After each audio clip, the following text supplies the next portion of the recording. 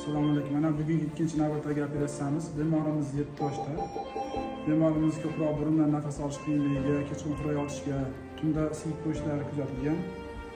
Hozir mana ko'rishlaringiz mumkin. Bemorimizda adenoid bezi gipertrofiyasi, burun halqa yo'lini to'sib turibdi. Bundan tashqari bemorda bodomcha bezlar gipertrofiyasi mavjud.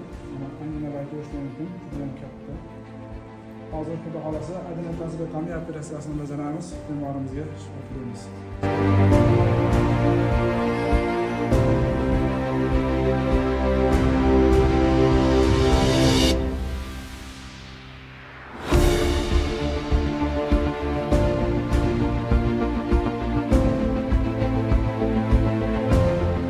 Mana operatsiyamizni ham oxiriga yetkazib oldik. Xudo xolasa ko'rishlaringiz mumkin.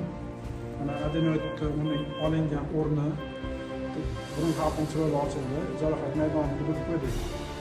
Bundan tashqari bemorimizda transplantatsiya qilganmiz. Mana ko'rishlaringiz mumkin, bodomcha bezlarni qisqartirilgan jarohat maydoni chiroyli turibdi. Qonagani yo'q. Mana bu chap tomoni xudo xolasa juda yaxshi. Bemorimiz burundan erkin nafas olishadi. Bemorimizga shifo tilaymiz. Rahmat hammalarga.